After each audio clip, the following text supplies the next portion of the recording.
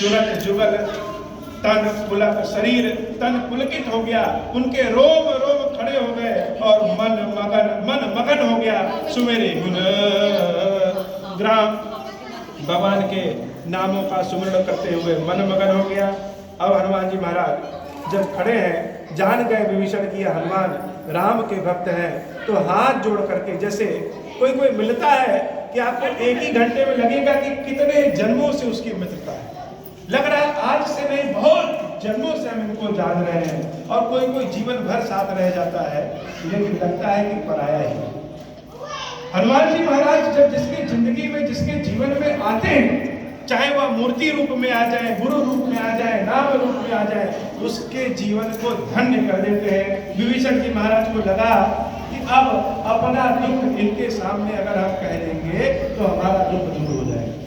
अपने दुखों की चर्चा सबसे नहीं करनी चाहिए, अपने आंसुओं को सबके सामने नहीं बहाना चाहिए।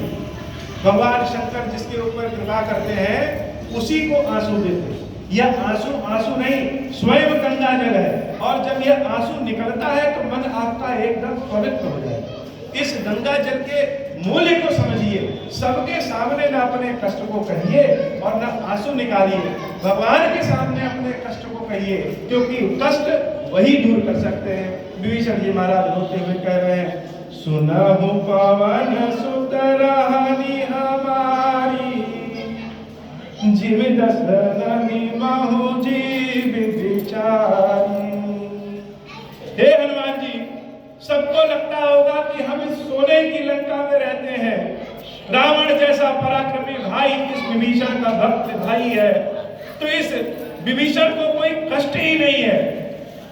लेकिन हे हनुमान जी, जैसे हमारी जिह्वा दांतों के बीच में रहती है, थोड़ा भी उधर उधर जाए तो कट जाती है, उसी तरह से मेरा इस लंका में वास है। हम तो सोचते थे कि अब इस विभीषण के कष्ट कभी हटेंगे ही नहीं, शायद मैं राक्षस हूं इसलिए मेरी आवाज, मेरी प्रार्थना राम तक जाती ही नहीं है। तात कब मोहि जानी अनाथा, करिहनि कृपा हे नाथ, क्या रामचंद्र जी यह जानेंगे कि मैं अनाथ हूँ? कहीं वह यह तो नहीं सोचते होंगे कि विभीषण को सोने की लंका में बड़े आराम से रह रहा है? क्या वह मेरे कष्ट को जानते होंगे? और जब जानेंगे तो कब कृपा करेंगे? हे प्रभु, मेरे पास तो साधन भी नहीं है। लोग कहते हैं कि मन को पवित्र करो, तो भगवान स्वयं खुश हो जाएंगे। कोई यह नहीं कहता है कि मन को पवित्र कैसे करें, इस कलयुग में अपने मन को साफ कैसे करें। हमारे पास कोई साधन नहीं है, यह राक्षसी शरीर है, इस शरीर से भगवान का भजन नहीं होता है। इच्छा तो करते हैं कि कोई पाप ना करे, लेकिन शरीर ही ऐसा है कि पाप कर बैठे हैं। साधन क्या है? तामस तनु कछु साधन नाही, प्रीति पद सरोज मन माही। कोई साधन ही नहीं है, जो शरीर है वही साधन है। और यह शरीर कैसी है? राक्षसी शरीर है। कलयुग में अगर भगवान ने भेजा है तो हम सतयुग की तरह 10,000 साल तपस्या नहीं कर सकते, ये जान लीजिए। द्वापर की तरह ज्ञानी नहीं हो सकते, त्रेता की तरह भगवान के चरण नहीं पकड़ सकते। तो क्या कर सकते? जो साधन भगवान ने दिया है, अगरबत्ती दिखाने का साधन दिया है, बोले दिखा दीजिए, वो भी न रहे, सर जाकर के प्रभु के सामने पटक दीजिए, यह साधन दिया। तो हे हनुमान, इस विभीषण को कोई साधन प्रभु ने नहीं दिया है। यह विभीषण कैसे अपने राम को देखेगा? लेकिन आज राम का जब भक्त जीवन में आ गया है, तो हे हनुमान, तुमको देख करके यह भरोसा हो गया है, अब राम मेरे ऊपर कृपा कर रहे हैं। अब मोहि भरोस हनुमंता, बिनु हरि कृपा मिलहि नहीं संता। आज लग गया है, हम सब जान ले कि भगवान की कृपा हुई है, तभी कृपा के फल स्वरूप हम कथा कहने आए हैं और आप कथा सुनने के लिए बैठे हैं। भगवान की कृपा हुई है हनुमान, तब तुमने जबरदस्ती मुझे दर्शन दिया। हट करके दर्शन दिया है। मैं तो घर में सो रहा था, तुम राम राम चिल्लाने लगे, मैं बाहर आया, यह राम की कृपा है, तब जाकर के तुम्हारा दर्शन हुआ है। जब रघुवीर अनुग्रह कीना तो तुम मोहि दरस हठी दीना। प्रभु की कृपा होगी तो बिना मन के आप भगवान के काम में लग जाएंगे, लेकिन ध्यान लगाइए प्रभु में, इच्छा करिए, इच्छा करेंगे जो इच्छा करिए हर प्रसाद का दुर्लभ नहीं। सुनहु विभीषण प्रभु कह रीति। हनुमान जी महाराज विभीषण के रोते हुए देख करके कह रहे हैं, हे विभीषण, भगवान की लीला, भगवान का नियम समझ लो कि भगवान भक्तों पे अपनी कृपा करते हैं। मुझे देखो, कहाँ हूँ कवन में परम कुलीना, मैं कौन बहुत अच्छे कुल का हूँ, तुम तो फिर भी अच्छे हो, मैं तो बानर जाति का हूँ। कपि चंचल समय विधियाहीना।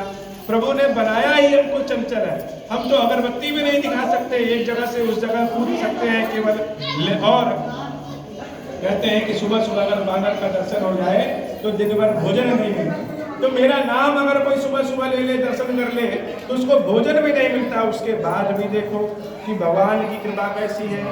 असमय अदम असाक अदम सकाश मोह पर रघुवीर, इन्हीं कृपा सुमिरि गुण भरे विलोचन। राम की कृपा देखो, वो एक बार इशारा करते हैं पवन देव से कि पवन जाओ, लंका जाओ और पता लगा कर ले आओ कि जानकी कहाँ है। सूरज चंद्रमा से पूछ लेते कि जानकी कहाँ है, कोई भी देख करके बता देता कि जानकी कहाँ है, लेकिन उनको मुझे सम्मान देना था, इसलिए बानर कभी उड़ नहीं सकता। उसके बाद भी हम लंका में चले आए, यह भगवान की कृपा है। भगवान की बात करके दोनों भक्त एक दूसरे से कहते सुनते और रोते हैं। अब हनुमान जी महाराज हाथ जोड़ करके विभीषण जी महाराज से कहते हैं कि हे विभीषण जी, वह युक्ति, वह उपाय बताइए, जिस युक्ति, जिस उपाय से जानकी मैया के दर्शन कर सके। विभीषण जी महाराज हनुमान जी महाराज को उपाय बताते हैं कि जानकी माता कहाँ मिलेगी और जानकी मैया का दर्शन कैसा होगा। बहुत समय के बाद मानस में श्री राम चंद्र जी की सभा में जानकी माता का मिलेगा, और जैसे भोजन चाहे आप जितना भी स्वादिष्ट बना लीजिए, अगर उसमें नमक न डालिए तो भोजन स्वाद ही नहीं। राम की कथा में जब तक जानकी न आए तब तक राम की कथा स्वाद ही। तो माता के दर्शन के लिए हनुमान जी महाराज आगे बढ़ रहे हैं, और जब आगे बढ़े माता को देख रहे हैं कि दूर अभी बैठी हुई है, देखी मन ही महो कीन प्रणामा। दूर देख करके ही मनी मन प्रणाम किया और बैठ ही बीती जात निशिजामा। जैसे ही जानकी मैया का दर्शन हुआ, दूर से ही जानकी मैया को देख करके धम्म से वहीं बैठ गए, आगे बढ़ने की हिम्मत नहीं की। जानकी माता की स्थिति को देख करके हनुमान जी महाराज इतने दुखी हो गए कि अब आगे बढ़ नहीं पा रहे। राम से सुना था कि जानकी की आंखें कितनी सुंदर है, राम से सुना था कि जानकी के बाल कितने लंबे हैं, राम से सुना था कि जब जानकी बोलती हैं तो पशु पक्षी पेड़ पौधे सब जानकी की भाषा, और जानकी सबकी भाषा जानती है। जो मन मन की जान जाए, जो सबकी जान जाए, वही जानकी है। लेकिन यहाँ जिस जानकी को देख रहे हैं, उस जानकी की स्थिति को देख करके हनुमान जी महाराज इतने दुखी हुए कि आगे नहीं बढ़ पा रहे हैं। अब जानकी मैया की स्थिति कैसी है? कृष्ण तनु शीस जटा एक बेनी। शरीर जो कभी फूलों की तरह खुशबूदार था, वह शरीर राम के वियोग में सूख करके कांटा हो गया है। जिन बालों की प्रशंसा राम किया करते थे, वह बाल एकदम से एक दूसरे में उलझ करके पूरी जटा बन गई है। और जबत हृदय रघुपति गुणसेनी। जानकी माता की सांस जो अंदर और बाहर निकल रही है, जैसे लग रहा है राम राम राम राम राम का सुमिरन कर रही है। हनुमान जी महाराज निज पद नगर लिए राम पद कमल। जानकी मैया किस अवस्था में बैठी है? तो जानकी मैया वहां पे अपने दोनों घुटनों को ऐसे पकड़ करके बैठी है, ऐसे सर नीचे करके बैठी है। निज पद नयन दिए मन, अपनी आंखों को अपने चरणों में लगा रखा है, लेकिन मन कहाँ है? मन तो राम के चरणों में है। निज पद नयन दिए मन राम पद कमल लीन, परम दुखी भा पवन सुत। माता के तस्वीर को, माता की मूर्ति को या माता को जब हम देखते हैं तो बड़े आनंदित हो जाते हैं। लेकिन आज जब पहली बार माता का दर्शन हनुमान जी महाराज कर रहे हैं, आनंदित होने की बजाय बहुत दुखी हो गए। जैसे आपकी माँ अगर कहीं कष्ट में है, आप देखेंगे तो आप रो पड़ेंगे। जानकी मैया को जब हनुमान जी महाराज ने देखा, परम दुखी का पवन सुत देखी जानकी जी, माता की ऐसी स्थिति को देख करके बड़े द्रवित हुए। वह जानकी मैया जिनके बारे में कहा जाता है कि जब वो अपने बिस्तर के नीचे अपने चरण रखती है तो न जाने कितने राजाओं के मुकुट उनके चरणों के पास रहते हैं, जिनके पिता जनक के समान है, जिनके ससुर स्वयं दशरथ के समान है, जिनके पति स्वयं भगवान राम है, जिनके देवर लक्ष्मण के समान है। ऐसे जानकी मैया की यह आज स्थिति होगी।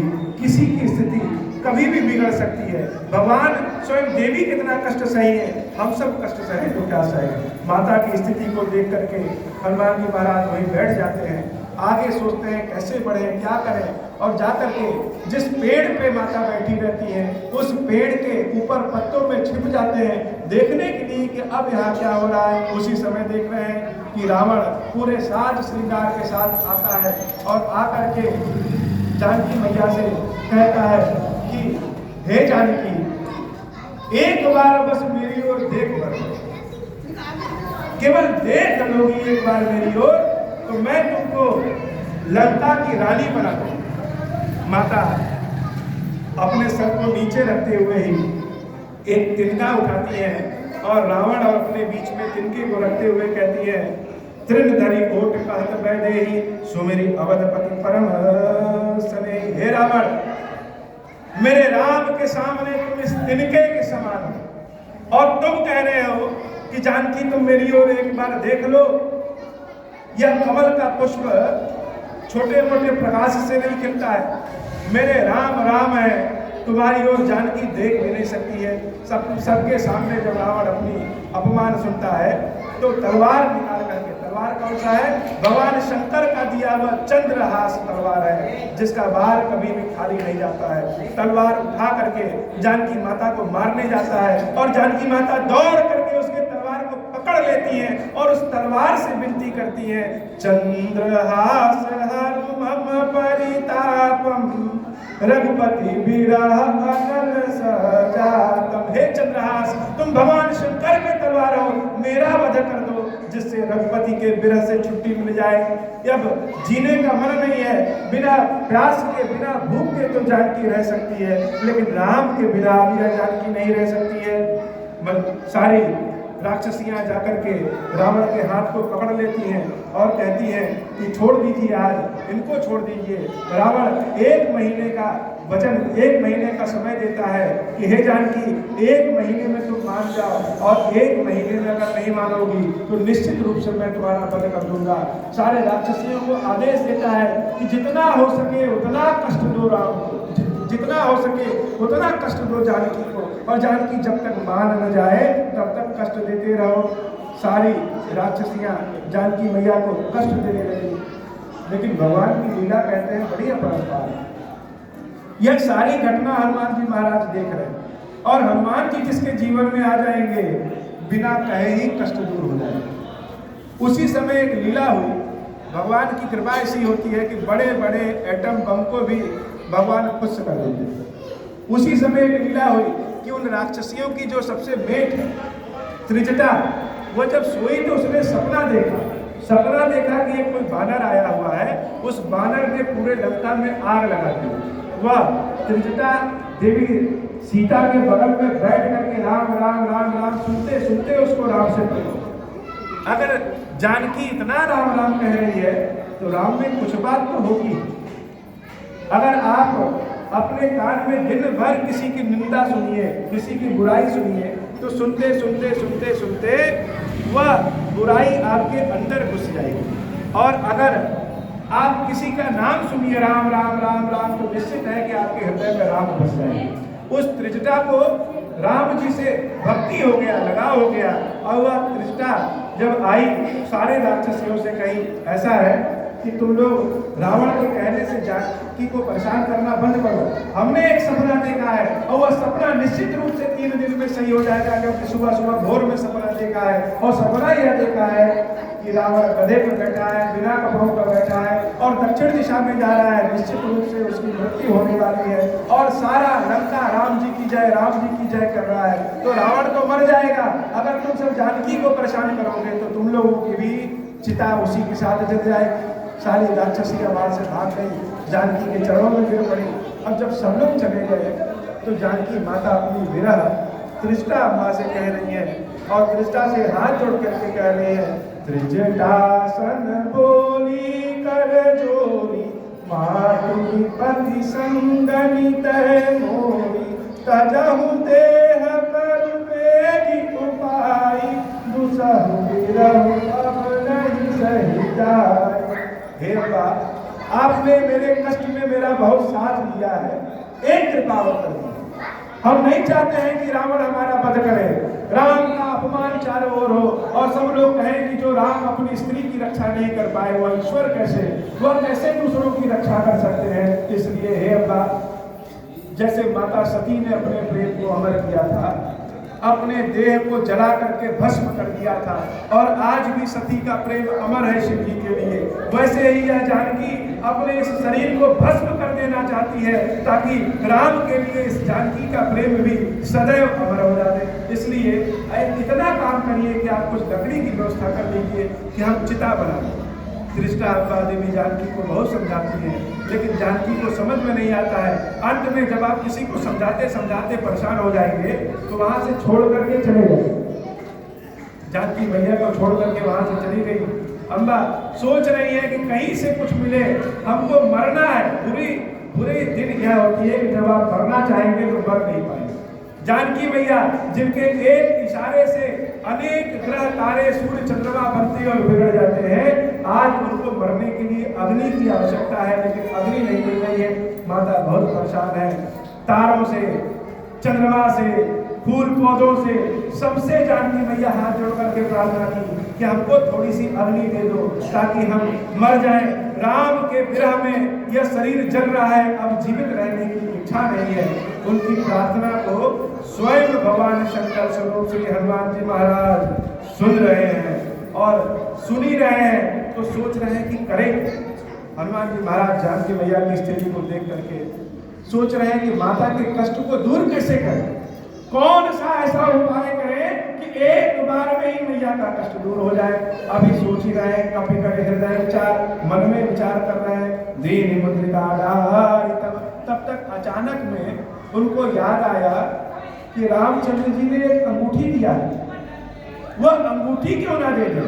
जन्म अशोक अंगार दिन हर्ष कोटि कर गए। जैसे हनुमान जी महाराज ऊपर से वह अंगूठी गिराते हैं, जानकी मैया को लगा कि इस अशोक के वृक्ष ने अग्नि दे दिया है और इस अग्नि को खा करके हम अपनी मृत्यु कर ले। लेकिन दौड़ करके जब जाती है तो देखती है, अरे यह तो अंगूठी है, और अंगूठी हमारे राम जी की है। क्यों? क्योंकि उस पर राम नाम लिखा है। मन में सोच रही है, चकित चिता मुद्री पहचानी, हर्ष विषाद हृदय कुलानी। लेकिन विषाद भी है। विषाद इस बात की कि कहीं ऐसा तो नहीं कि नकली अंगूठी है, रावण ने माया से बचाया है, रावण ने माया से बनाया है, यह नकली अंगूठी हो। लेकिन हर्ष इस बात का है, नकली हो या असली हो, राम जी का नाम तो कम से कम लिखा। मन में सोच रही है, और यह सोच रही है कि कोई अंगूठी तो नकली बना सकता है, लेकिन राम का जो प्रेम है, राम के जो शरीर की खुशबू है, वह कोई नकली नहीं बना सकता है। और इस अंगूठी को देख करके लग रहा है कि इस अंगूठी को मेरे राम की छुआ है, और इसमें जो नाम है वह मेरे राम का ही नाम है। यह अंगूठी मेरे राम की है। यह अंगूठी अगर मेरे राम की है तो अंगूठी आई कहाँ से? उड़ के तो आएगी नहीं, निश्चित रूप से कोई लाया है। तो लाएगा कौन? लाएगा वही जो अदृश्य रह सकता है, क्योंकि शरीर वाला तो श्रद्धा में प्रवेश नहीं कर सकता है। माता सोच रही है कि जीती तो सके अजय रघुराई, माया के समझ नहीं लाई, सीता मन विचार करना ना, मधुर वचन बोले हनुमाना। सोच ही रही है तो हनुमान जी महाराज उस अशोक वाटिका में, अशोक के पेड़ पे बैठे ही मधुर वचन बोल रहे हो। और मधुर वचन क्या बोल रहे हैं? मधुर वचन है, अगर कोई प्यासा है और उनको आप पूरी सब्जी खिलाइए तो वो प्रसन्न नहीं होगा। उनको एक गिलास पानी दीजिए तो सबसे पहले वह पानी पीजिए। तो माता जानकी को राम नाम का पानी चाहिए। तो मधुर वचन जानकी मैया के लिए राम से बड़ा कुछ और नहीं हो सकता। तो हनुमान जी महाराज ने रामचंद्र जी की कथा सुनानी शुरू की। रामचंद्र गुण वर्णय लागा, सुनत ही सीता कर दुख भागा। जैसे इंजेक्शन लगा दीजिए और तुरंत फायदा करता है, वैसे राम नाम को जब जानकी मैया ने सुना, सुनत ही सीता कर दुख भागा, दुख ऐसा भागा जैसे लगा कि जानकी कभी दुखित थी। जब सुख आता है तो दुख अपने आप गायब हो जाता है। माता बड़ी आनंदित है, कुछ समय तक तो सुन रही है राम जी के गान को, राम जी के नाम को।